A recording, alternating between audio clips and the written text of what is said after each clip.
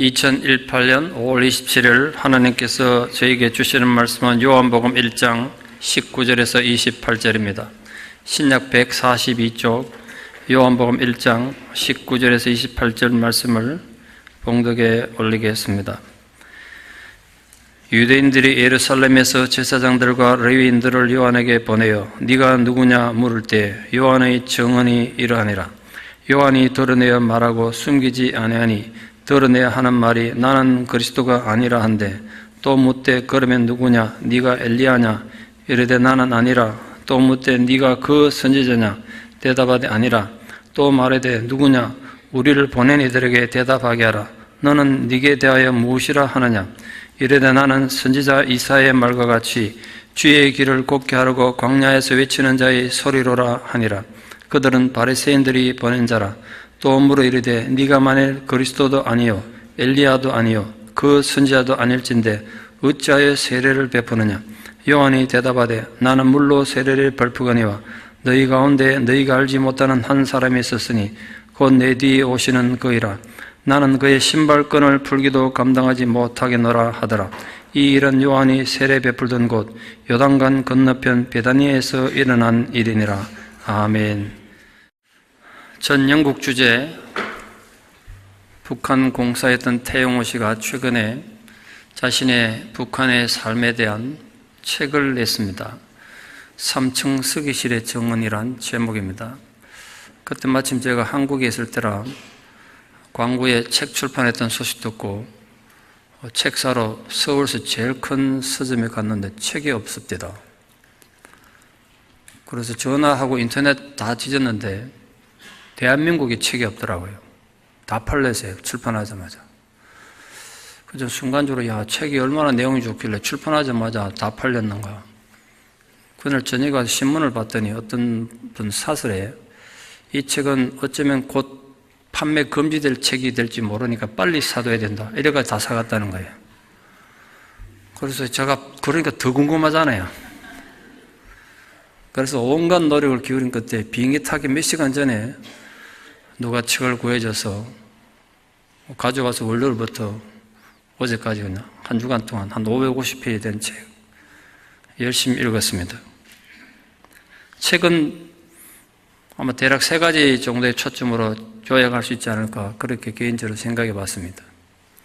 첫 번째 초점은 북한이 왜 세계 공산주의자들에게 그렇게 욕을 먹으면서까지도 공산주의를 버린 세습 독재 국가가 됐는가 하는 이유를 자세히 말하고 있습니다. 두 번째로 사실에 입각한 최근의 북한 정세에 대한 많은 정보를 기록하고 있습니다. 특히 지난 30년간 북한이 어떻게 협상이라는 이름으로 세계를 속이고 핵을 개발했는가에 대한 많은 정보를 담고 있습니다. 애초에 북한은 모든 협상 나설 때마다 협상이 목적이 아니었습니다. 시간 끌기가 목적이었습니다. 거기 많은 증거를 기록하고 있습니다. 그리고 2018년이 되면 평화를 부르짖자 그것까지도 계획에 들어있었다고 그 책은 증언하고 있습니다. 그래서 뉴스에 듣지 못했던 많은 정보를 다루고 있고 왜 장성택이 처형됐는지 본질적인 이유도 거기서 다루고 있습니다. 그보다도 제 개인적으로 굉장히 인상 깊고 또 감동적으로 읽었던 부분은 따로 있습니다. 태영호 공사의 자기 발견의 순간이랄까. 북한 체제하에서 한계를 느끼고 탈북하게 되는 이유가 있지 않겠어요? 저는 그게 사실 제일 궁금했거든요. 거기에 어떤 특별한 사건이 벌어지는데 뉴스에 보도된 바와 같이 2015년 5월 20일 날 김정은의 형 김정철이 영국의 몰래 입국에서 락스타 에릭 크립톤의 공연을 관람했던 적이 있습니다. 그 락이니까 저는 음악 들어봐도 전혀 제 취향이 아니고 그런 거 듣겠다고 비밀리에 영국까지 온 거 보면 좀 독특한 사람인가 봐요, 김정철이. 그 평양에서 비밀 전문으로 보통 오는 공문이 아니고 비밀 전문으로 태공사한테 와가지고 이건 비밀이니까 대사에게도 알리지 말고 대사관 직원 누구도 알아서도 안 되고 너 아내에게도 알려서 안 된다. 넌 비밀로 전문을 받았는데 이게 어떻게 새 나가가지고 서방 언론에 보도가 됐습니다. 그러니까 태공사가 얼마나 당황했겠어요. 61시간 이 백두혈통을 최측근 지근거리에서 보좌하면서 자기가 느꼈던 감정을 거기에 적어놨습니다. 뉴스에도 보도되고 했죠. 막 껴안고 김정철 씨 보호하는 걸 많이 봤습니다. 61시간 동안 이 사람과 같이 지내면서 잠도 한숨 못 자고 보필하느라고 기타 사러 저 지방까지 가고 별일을 다 했던데 파긴체가 돼가지고 김정철 돌려보내고 이제 집에 왔습니다. 집에 갈 때는 꿈에 부풀었습니다. 자기가 집에 가면 자기 아들들이 아버지를 영웅처럼 대우해 줄 줄 알았습니다. 왜? 백두혈통을 가까이서 지금 모셨는데 북한 사람들에게 이거는 가문의 영광이거든요. 아내가 얼마나 자기를 자랑스러워할까. 기대에 부풀어 집에 갔는데 뜻밖의 상황이 벌어집니다. 집에 딱 들어가는 순간 아들들이 아버지를 딱 보더니 냉소적으로 쪼개는 겁니다. 아버지를 비판했어요. 아버지가 몇날 며칠 동안 연락도 안 되고 어디 갔나 했더니 기껏 김정철 인도하고 다녔네요. 그런 겁니다. 얼마나 놀랐겠어요. 그게 기껏 김정철입니다. 그 백두혈통을 갖다가. 그러면서 하는 말이 일반 주민에게는 썩어 빠진 서양 음악, 자본주의 음악 들으면 안 된다고 그렇게 박해하고 내가 대학 다닐 때 내 친구들 서양 음악 들었다고 학교에서 퇴학당해서 쫓겨나고 심지어 사람이 죽기도 했다는 거예요. 인민들에게는 고난의 행군을 강요하면서 하룻밤에 몇천 불씩 하는 그 호텔을 자고 몇천 불 쓰면서 그런 서방의 태폐음악 감상한다는 게 이게 있을 수 있는 일이냐. 이렇게 아버지를 공격한 겁니다. 북한에서 김정은의 직접 지시를 받고 이렇게 큰 과업을 수행했다면 정말 주변의 칭송을 듣고 어깨가 어색해질 그런 일인데 태공사 역시 아이들이 자기 아버지의 영웅처럼 생각하고 얼마나 호기심이 있겠습니까? 백두혈통을 가까이서 오니까 어떻습니까? 이런 거 질문할 줄 알았는데 이렇게 공격할 줄 몰랐는 거죠.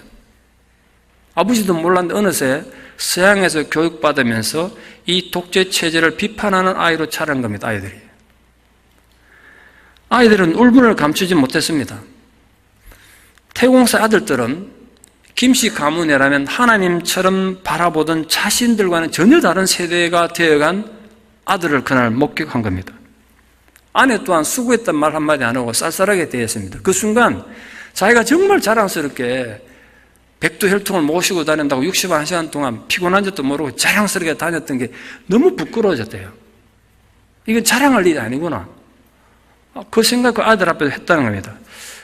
책에 그는 기록이 안 되어 있습니다만 아마 그때 그 순간이 태영호 공사가 내가 누구인가 하는 자신의 존재에 대한 발견하게 되는 계기가 아니었을까. 이 백두혈통에 대해서 이렇게 신랄하게 비판적인 시각을 가진 자식들을 다시 북한으로 데려가는 건 죽으러 가는 것 같죠? 안 그렇겠습니까? 태공사는 자신의 책 결론에 이렇게 적고 있습니다. 한 번 맛본 자유는 잊을 수 없고 일단 품은 회의는 버리기 어렵다. 무슨 얘기죠? 탈북하지 않고는 방법이 없는 거예요. 큰아들을 돌려보내라고 했던 그 마지막 며칠 전에 결국은 탈북을 감행했습니다. 어느 아비가 자식의 죽음이 눈에 빤히 보이는 죽음의 소굴로 자식을 데리고 가겠어요. 그 3층 서기실의 암울한 책의 핵심은 태영호 공사 본인의 자기 발견의 고백이라 봅니다. 그 3층 서기실이란 한국으로 치면 청와대 같은 거, 미국의 백악관 같은 곳입니다. 그 책에서 태영호 공사의 자기 발견을 봤습니다. 제가 서두에 이 책 얘기를 하는 이유가 있습니다. 그렇다면 눈을 둘러서 오늘 우리들의 주인공인 세례 요한은 어떻게 자기 발견을 했을까요? 어떻게 자기가 예수님 앞에 앞서서 광야에 외치는 소리가 되고 하나님을 사역하는 사람이라는 걸 깨달았겠냐 말이에요. 예수님 제자들은 예수님부터 직접 부름받았습니다. 그래서 제자가 됐어요. 구약에 등장하는 대단한 선지자들은 대부분 하나님으로부터 직접 소명을 받습니다. 그렇다면 세례 요한은 어떻게 자신의 존재에 대한 이해, 자기 소명에 대한 깨달음을 갖게 됐을까요? 성경에 세례 요한에 대한 많은 얘기들이 있고 사복음서에 세례 요한에 대한 얘기가 다 언급되어 있지만 그 이유를 얘기하고 있지 않습니다. 세례요한은 원래 제사장이 되어야 했을 사람입니다. 아버지 사가랴가 제사장이었으므로 당연히 제사장은 세습제였기 때문에 제사장이 되어야 했어요. 그런데 그가 제사장이 되지 않고 광야에 외치는 소리가 되었던 이유가 뭘까요? 그가 당시 기득권층이었던 제사장이 아닌 광야에 고난받는 선지자가 되었던 이유가 뭐냐 말이에요. 이 불운하게도 성경이 전혀 그 근거를 주지 않기 때문에 우리가 어쩔 수 없이 유추할 수밖에 없습니다. 그 묵상하는 중에 몇 가지 원인을 한번 정리해 봤습니다. 무엇보다 첫째는 부모의 영적 교육의 영향이 컸을 것입니다. 아마도 아버지 사가랴와 어머니 엘리사벳은 일찍 죽었을 거예요. 성경 기록에 하면 아이를 가질 수 없는 나이 아주 많아서 세례요한은 태어났다고 그랬으니까 세례요한은 어렸을 때 죽었을지 모르겠습니다. 그래도 아버지 사가랴는 당시 타락한 유대교 사회에서는 보기 드문 경건한 사람으로 기록되어 있습니다. 어머니 엘리사벳 또한 성령이 태중에서 뛰어놀던 것을 경험했던 그런 사람이고 아기 예수 탄생의 예언을 들었던 아주 영이 맑은 사람이었습니다. 그런 부모가 아이를 낳을 수 없는 노년에 기적적으로 아이 낳았을 때 어떻게 양육했겠습니까? 상상이 되시죠? 비록 그들이 나이 많아 오래 세례요한과 함께 살지 못했다고 해도 그 경건한 아버지와 어머니 영성은 분명히 이 세례요한에게 큰 영향을 끼쳤을 것 같습니다. 그 영향으로 하나님 앞에 자신의 존재를 발견했을 것이다. 그거죠. 두 번째로 그의 광야 생활이 자기 발견의 환경을 제공했을 것 같습니다. 광야에서 그냥 외롭게 살았다는 뜻이 아닙니다. 광야란 끊임없는 자기 반성과 되새김질을 상징합니다. 하늘 앞에서 내가 누구인가를 끊임없이 되새김질했다는 거예요. 사람이 너나 없이 하늘 앞에 내가 누군가 이걸 되새김질하지 않으면 인간은 금방 타락하게 되는 이 지구상의 가장 위험한 동물이에요. 소가 계속 되새김질하지 않으면 소화불량으로 죽는 것 같아요. 인간은 영적으로 끊임없이 되새김질해야 살 수 있어요. 그게 영적인 광야 생활의 의미예요. 걱정스럽죠. 우리에게 그런 자기 반성, 영적인 광야가 있는 거. 세 번째로는 무소유의 삶이 자기의 소명에 대한 깊은 깨달음을 주었을 것 같습니다. 석청과 메뚜기를 먹고 낙타털옷을 입고 살았습니다. 그게 의미하는 바가 뭘까요? 세례요한은 결코 그런 고생하지 않아도 되는 사람이었습니다. 그는 가만히 있어도 제사장으로서 당대의 온갖 부귀영화를 누릴 수 있는 권리를 가진 사람이었습니다. 그러나 세례요한은 그 모든 것을 버리고 가장 비천한 삶을 살았던 것입니다. 그 과정을 통해서 세례요한은 내가 누구인가, 하나님 앞에 나는 어떤 존재인가 그 자각을 하고 그 결과 자신을 부정하는 선지자의 삶을 살게 된 것입니다. 그 요한의 자기 인식, 자기 깨달음은 결국 한마디로 말하면 하나님과 깊은 만남에서 온 거겠죠. 요한은 자기 존재에 대한 깨달음을 분명히 했던 역사 속에 거의 드문 사람이 아닌가 그렇게 생각합니다. 우리에겐 내가 누군가 하는 그 깨달음이 있는가 하는 걱정스러운 자문을 하지 않을 수가 없습니다. 본문에 등장하는 세례요한 나이가 얼마였을 것 같습니까? 여러분, 세례요한은 예수님보다 6개월 먼저 태어났으니까 예수님과 사실은 나이가 같습니다. 그러니까 30세쯤 됐을 겁니다. 그 요한의 자기 인식, 자기 깨달음은 유대인들의 집요한 영적 공격에서 자기를 지켰을 뿐 아니라 철저한 자기 깨달음을 세 가지 자기 부중으로 오늘 고백하면서 이후의 신앙인들에게 엄청난 도전을 주고 있습니다. 자기 아닌 것을 자기인 것처럼 착각하며 사는 사람 얼마나 많습니까? 별것도 아니면서 본인이 자기는 대단한 존재라고 착각에 빠져 사는 사람 정말 많지 않습니까? 인간은 그러면 교만할 수밖에 없는 거죠. 세례요한은 안 그랬다는 거예요. 하나님 앞에서 자기의 존재 이유, 자신의 소명을 깨달았던 세례요한은 유대인들의 도전적인 질문 앞에서 세 가지 자기 부정을 고백함으로써 타락한 당시의 종교인들에게 경고의 나팔을 불었고 예수 그리스도의 앞길을 예비하는 자신의 소명을 충실히 감당했습니다. 첫 번째 질문은 이거였습니다. 네가 그리스도냐? 유대인들이 그렇게 물었습니다. 유대인들 사이에는 세례요한이 자신들이 그렇게 간절히 기다리던 그리스도일지 모른다는 소문이 많이 떠들고 있었습니다. 세례요한의 강한 카리스마가 사람들이 그만큼 인정을 받았다는 거죠. 그러나 본문에서 요한은 단호히 자신은 그리스도가 아니라고 고백했습니다. 세례요한은 사실 사람들에게 자신이 메시아라고 외쳐도 인정받을 만큼 영적인 영향력을 가지고 있었습니다. 그의 특별한 출생부터가 그랬습니다. 사람들에게 그렇게 공개적으로 인정받고 권위를 가지게 되면 스스로 메시아 자리에 앉기 쉬운 게 인간의 본성입니다. 많은 이단이 그래서 생겨났습니다. 실제로 주변에 그런 메시아 컴플렉스에 빠진 사람 우리 쉽게 만납니다. 얼마나 많습니까? 인류 역사상 한 번도 존재한 적이 없고 인류가 종말에 오는 순간까지 존재하지도 않을 그 완벽한 교회를 자기가 만들겠다고 외치는 사람들이 우리 동네만 해도 얼마나 많습니까? 자기 의와 견고한 자기 주장으로 무장한 사람들 보면 그 용맹스러움이 솔직히 좀 부럽습니다. 왠지 죽었다 깨어나도 그런 생각을 가지지 못하니까. 무슨 근거로 그렇게 자신만만할까요? 정말 자기들 생각대로 뜯어고치면 교회가 완벽해진다고 믿는 걸까요? 그렇게 믿는 근거가 도대체 뭘까요?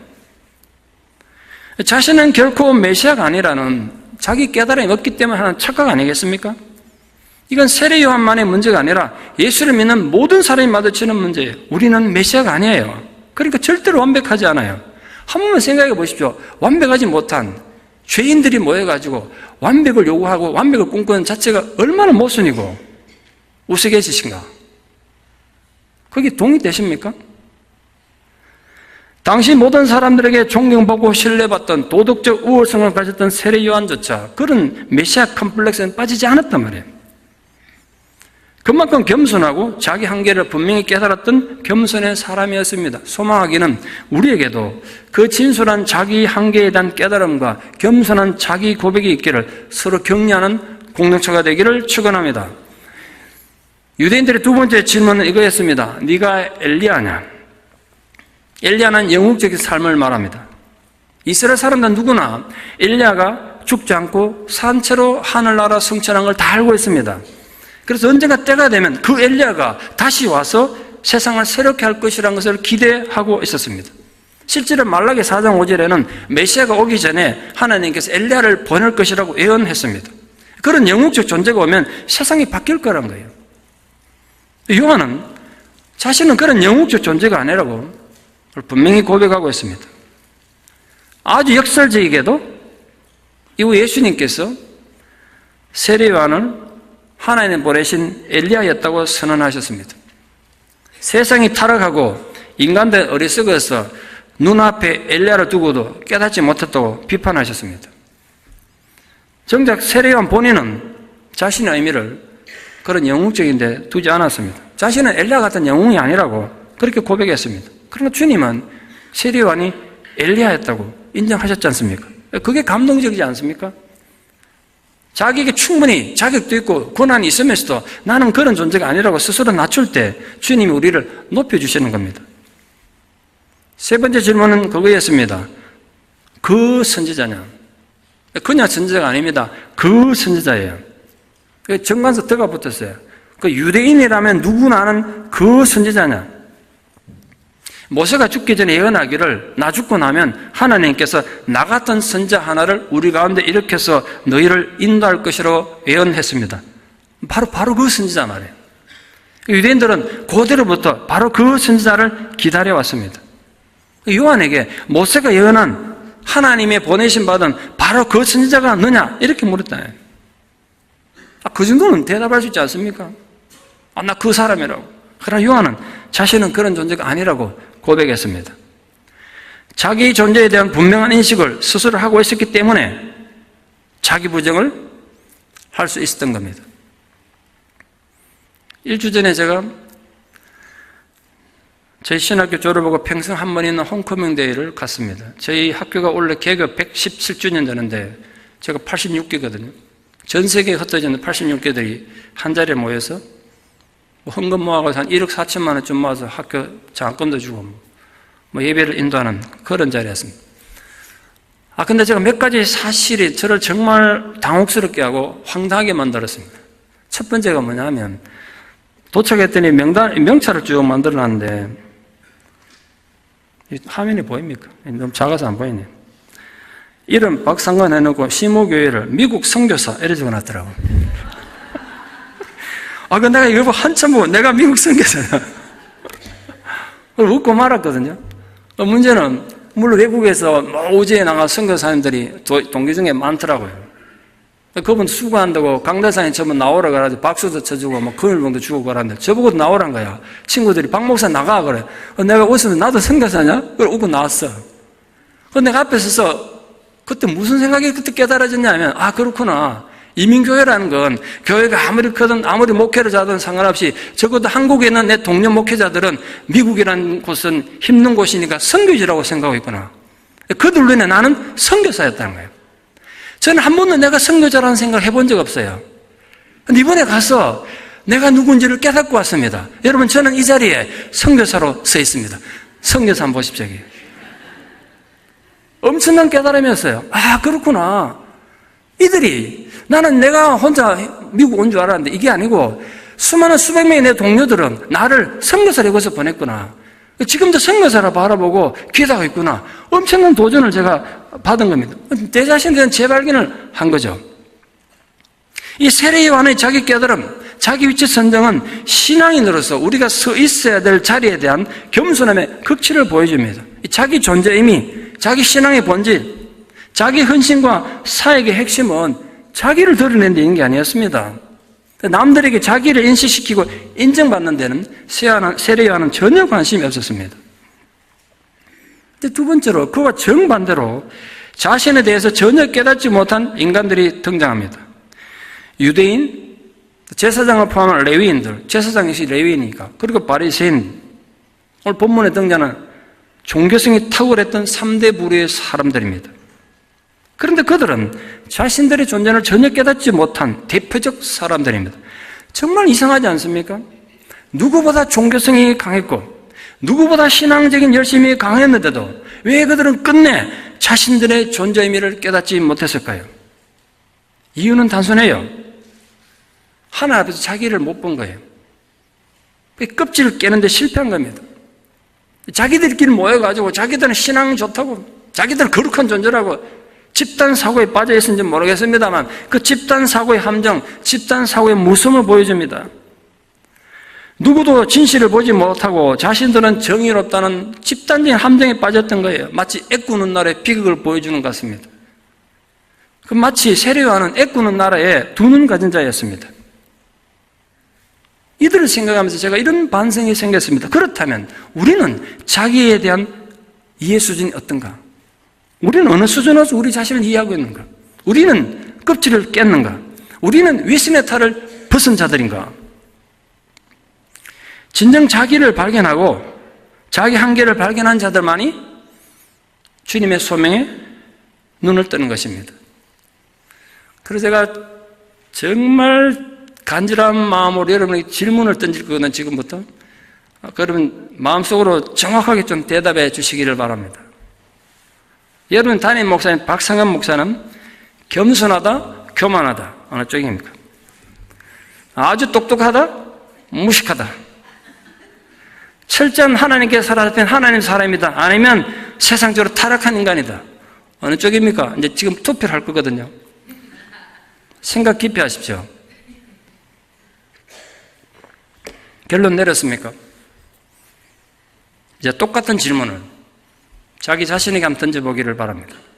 제가 이제 묻습니다. 여러분 스스로에게 대답해 보십시오. 여러분 스스로 질문해 보라고요. 나는 겸손한가? 교만한 자인가? 나는 정직한가? 거짓에 물들었는가? 나는 하나님 사람인가? 세상적으로 타락한 인간인가? 가능하다면 좀 더 진실에 가까운 정확한 답을 발견하고 돌아가기를 바랍니다. 오늘 본문의 유대인들, 레위인들, 바리새인들의 비극은 요한에 대한 판단과 비판을 하면서 자신들을 이해하는 데는 철저히 실패했다는 데 있습니다. 남을 비판하는 데는 전문가였습니다, 이들이. 얼마나 신랄하게 비판했습니까? 심지어 예수님까지도 난도질했던 사람들입니다. 그러나 자기 이해는 전무했던 사람들, 자신에 대해서 아무것도 모르는 사람들이었어요. 그토록 열정적인 종교 행위를 했는데 왜 그랬을까요? 이유는 단순합니다. 그들은 어머니 뱃속에서부터 신앙생활을 해온 종교성이 탁월한 인간들이었지만 하나님을 만나지 못했기 때문입니다. 그 결과 자기들을 볼 줄 몰랐던 거예요. 그건 우리에게도 심각한 도전이고 경고입니다. 한평생을 거룩한 종교 생활은 해왔지만 하나님은 만난 적 없이 자기 의에 젖어서 교회 생활을 얼마든지 할 수 있다는 게 인간입니다. 그게 오늘 유대인들의 비극이고 현대 신앙인들의 비극이에요. 라틴어로 코람데오, 쉽게 말해서 하나님 앞에서 삶을 실패한 거란 말이에요. 그래서 그들은 요한을 비판하고 예수를 비판하는데 주저하지 않았습니다. 오늘 본문에 이렇게 되어 있습니다. 네가 아무것도 아니면서 왜 우리에게 세례를 베푸냐 그래요. 무슨 권리로 세례를 베푸느냐. 요한의 세례는 죄인들을 하나님께로 돌이키는 인도하는 것이었습니다. 요한은 자기에게로 사람들을 돌이키려는 게 아니었습니다. 이게 세례 요한과 당시 종교 지도자들의 본질적인 차이점이었습니다.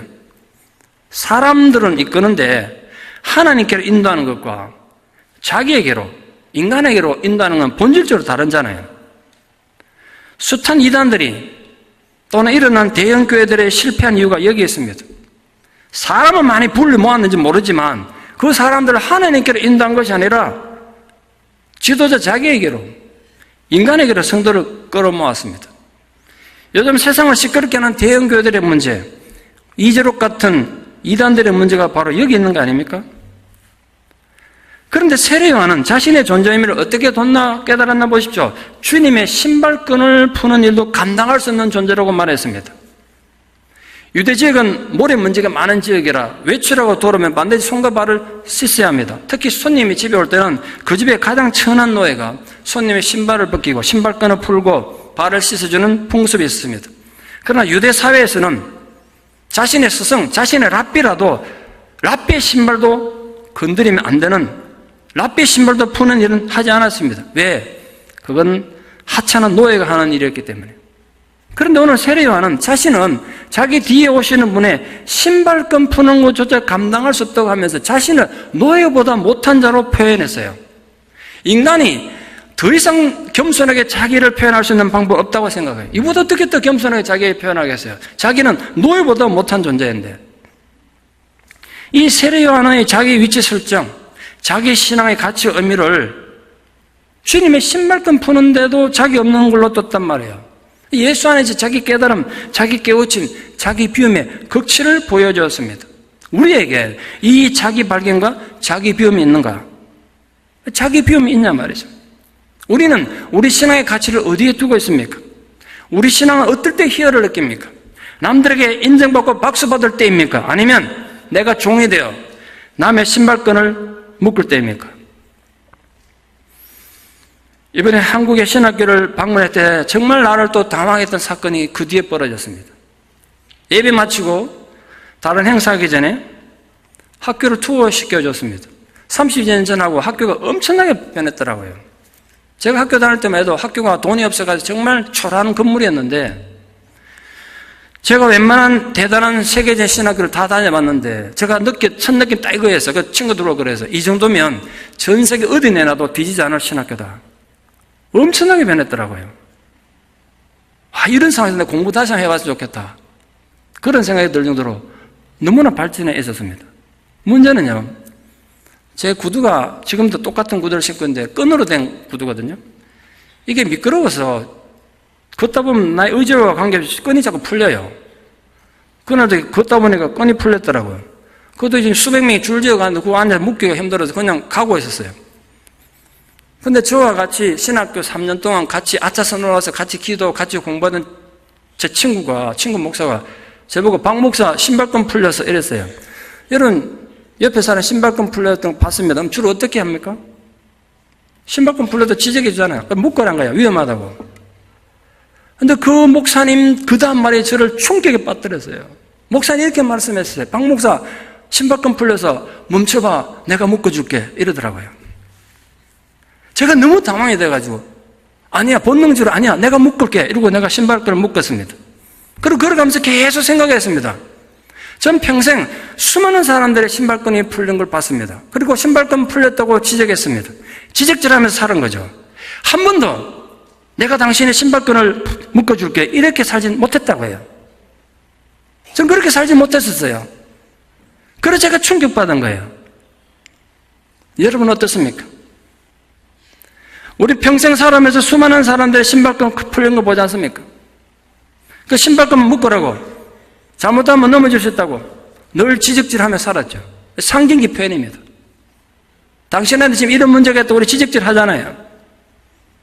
한 번도 잠깐 멈춰보세요. 제가 당신 신발끈 묶어줄게요. 이렇게 해보지 못했다고. 그건 내 할 일이 아니라고 생각했으니까. 우리 모두 그렇게 생각하지 않습니까? 그런데 오늘 세례 요한을 보면서 그리고 친구 목사님 그 한마디 말씀에서 제가 엄청난 큰 깨달음을 가지게 됐습니다. 그날 내가 그 학교 투어하면서 두 번째 제 자기 발견을 하고 왔죠. 그래, 이제 나도 내 인생이 어디서 끝날지 모르고 내 목표가 어디서 맞춰질지 모르겠지만 이제는 누구든지 신발끈 풀린 사람이 있으면 그 앞에 무릎 꿇고 신발끈을 묶어주리라. 당신 신에 끈이 풀렸다고 지적하는 자가 되지 않으리라. 이걸 내가 각오하고 돌아왔습니다. 그러기 위해서는 무의미한 종교성을 버려야 됩니다. 자기 껍질을 깨고 무의미한 종교성을 버린 자만이 이 옷에 신발끈을 묶고 푸는 것도 감당치 못할 정도의 자신의 의미를 깨닫기 때문에 그렇습니다. 자기 위치성을 그렇게 할 수 있단 말이에요. 하나님 형상, 그리스도의 형상은 바로 내 이웃 안에 있기 때문에 그렇습니다. 이 세상에서 가장 하나님 닮은 형상은 바로 인간이니까. 왜냐하면 하나님이 인간을 하나님 형상으로 만드셨기 때문에. 이 옷에 신발끈을 묶으려면 자연히 그 앞에 무릎 꿇어야 합니다. 낮아짐이죠.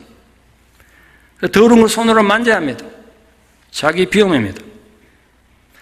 그러므로 진정 하나님 앞에서 자신의 가치와 존재와 소명을 발견한 성도라면 이제부터는 이 옷에 신발끈을 묶는 자가 되기를 바랍니다. 우리 그런 목사, 그런 장로, 그런 집사, 그런 권사가 한번 되어보기를 축원합니다. 말씀의 결론을 맺습니다.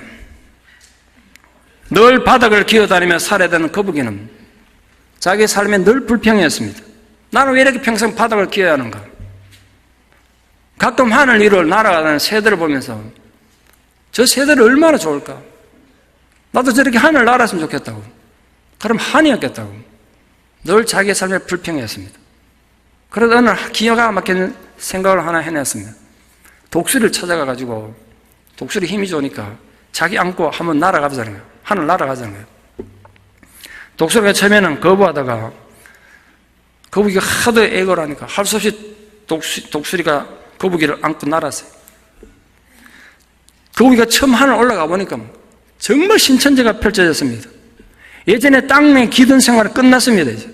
이제야말로 내가 꿈꾸던 새로운 삶이 시작됐다고 환상에 젖었습니다. 거북이가 소리칩니다. 독수리 보고 이제 나도 돼. 이제 내가 날 거야. 독수리가 너무 황당했지만 거북이가 워낙 완강하게 얘기했기 때문에 할 수 없이 나왔습니다. 이제 거북은 자기 그 짧은 다리로 날아보겠다 허우적댔지만 팔다리 제대로 허우적대기도 전에 추락해서 죽고 말았습니다. 이수우화에 나오는 내용입니다. 거북이처럼 자신을 제대로 인식하지 못하고 다른 무엇, 더나 무엇이 되겠다고 현혹돼서 결국은 스스로를 망쳐버린 일이 우리 주변에 얼마나 흔합니까? 인간은 자신이 비교되는 걸 싫어하면서도 스스로 자꾸 남들과 비교하는 어리석음에 종종 빠집니다. 오늘 그런 면에서 본문의 세례 요한의 정언은 정말 중요한 고백을 하고 있습니다. 대중들에게 상당한 인기와 존중을 받고 막강한 영향을 끼치고 있는 상황에서 너는 누구냐고 오늘 질문을 받았습니다. 넌 누구냐는 거야. 오늘 이 질문 우리 똑같이 받고 있다고요. 이 세상 사람들 우리 보고 묻는단 말이에요. 예수 믿나 너는 도대체 누구냐는 거야. 자신을 추종하고 따르는 많은 사람들이 있다는 걸 너무나 잘 알고 있습니다. 없는 것도 만들어서 자신을 내세우고 자랑하는 게 인간의 본능인데 요한은 오죽했겠습니까? 얼마나 많은 사람이 지지하고 따르는데요. 그러나 그는 자신은 그저 광야에 외치는 소리라고 그랬습니다. 소리는 지나가면 그만입니다. 흔적이 없잖아요. 자신은 그냥 소리란 거예요. 세례 요한의 자기 정체성은 광야의 소리이고 왕의 길을 곱게 하는 그냥 전령 심부름꾼이란 겁니다. 길을 곱게 하라고 외치는 건 고대 왕들이 지나는데 걸림돌이 없도록 도로를 정비하라는 명령을 의미합니다. 세례 요한은 자신의 임무를 사람들로 하여금 자신들의 죄를 깨닫고 회개해서 예수님 앞에 나올 수 있도록 그 사람들의 마음밭을 갈도록 하는 것임을 분명히 인식하고 있었습니다. 세례요한은 당시 유대교 지도자들이 지목할 만큼 카리스마가 넘치는 인물이었습니다. 모든 백성들이 존경하고 따르는 지도자였습니다. 그런데도 자신을 메시아에 비하면 신발끈 풀 자격도 없는 노예만도 못한 초라한 존재라고 자신을 낮추었습니다. 정말 모름지기 하나님을 만난 성도의 자세는 이래야 한다고 저는 믿습니다. 정말 하나님을 만났다면 우리는 이렇게 자신을 낮출 수 있어야 한다고 믿습니다. 가장 겸손하고 가장 자신을 낮출 때 아름다운 성도의 향기가 나는 것입니다. 이것이 오늘 세례요한의 정언입니다. 세례요한의 정언입니다. 오늘 여기에서 예배드리는 우리는 어떻게 할 것인가? 소망합니다. 그리고 우리 함께 다짐합시다. 내가 기꺼이 무릎 꿇어 당신의 신발끈을 묶는 자가 되리라. 그게 억울함이 아니라 황송함으로 나를 낮추고 비움으로써 그리스도의 향기를 드러내는 주님의 제자가 되기를 진심으로 축원합니다. 기도드리겠습니다. 사랑의 하나님, 높고 귀한 천국의 보좌를 버리고 낮고 천한 말구에 나셨으며 궁극적으로는 십자가에 달려 실오라기 하나 걸치지 않는 그런 누추한 모습으로 우리를 위하여 십자가에 죽으시고 우리에게 구원을 주신 주님, 우린 그 주님을 따라 제자가 되었습니다. 이제 우리도 세례 요한의 정언을 따라 우리도 주님처럼 우리 자신을 낮추어 이웃의 신발끈 풀린 걸 바라봤을 때 그걸 지적하는 자리에서 내려와서 겸손히 무릎 꿇고 그 신발끈을 묶는 자들이 되게 하여 주시옵소서. 그렇게 자신을 낮춤으로써 나를 통하여 세상이 그리스도를 발견하게 되는 은혜의 통로가 되게 하여 주시옵소서. 예수님 이름으로 기도드리옵나이다. 아멘.